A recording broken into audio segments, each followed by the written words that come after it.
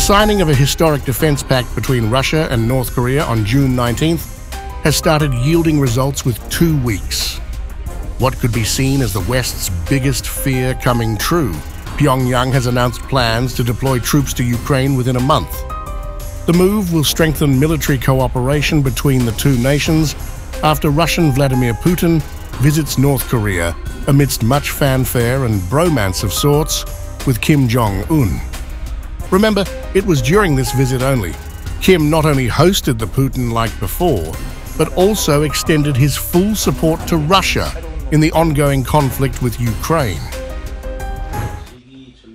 The government of the Democratic People's Republic of Korea appreciates the role and mission the powerful Russian Federation serves in maintaining the world's strategic stability and balance, and express our full support for the Russian government's special military operation in Ukraine to protect its sovereignty, interests, and the stability of its territory.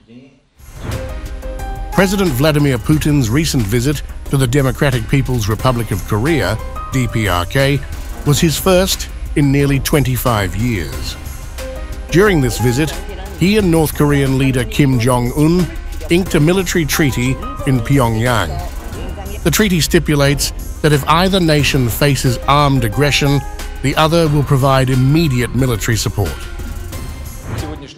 Today we are fighting together against the hegemonism and neo-colonial practices of the United States and its satellites.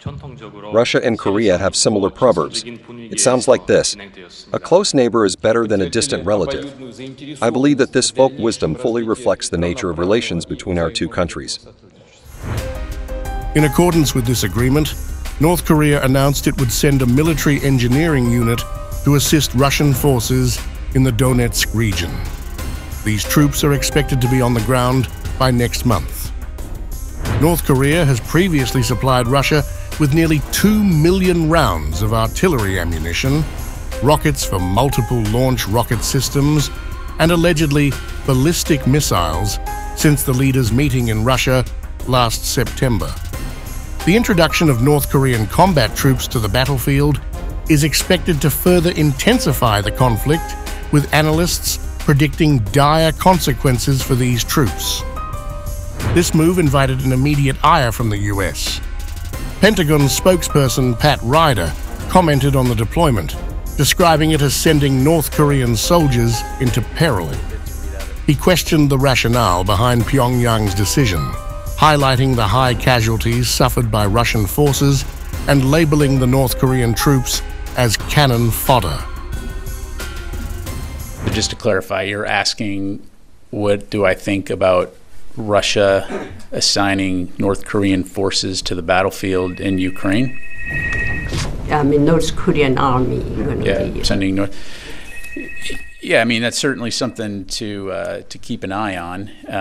I think that if I were North Korean military personnel management, I would be questioning my choices on sending my forces to be cannon fodder in an illegal war against Ukraine, and we've seen the kinds of casualties that Russian forces. But again, something that we'll keep an eye on.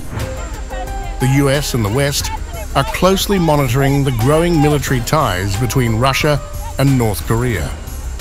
Ilya Ponomarev, a former Russian parliamentarian, suggested that North Korea serves as a crucial link between the Kremlin and China, enabling Beijing to transfer military equipment to Moscow without violating Western sanctions. If the treaty, fanfare, drives, and blossoming ties weren't enough to create ripples in Western waters, this deployment of troops will certainly become another point of contention in the future, especially at a time when major Western partners like the US, UK, and France are nearing General Assembly polls, and NATO has just elected a pro-Ukraine chief, Mark Rutte. Moreover, the defense treaty signed by Putin and Kim emphasizes their shared stance on the Ukraine conflict, which Russia frames as a defensive effort to reclaim rightful territory. This narrative is embraced by North Korea, potentially justifying their involvement under the Mutual Defense Pact.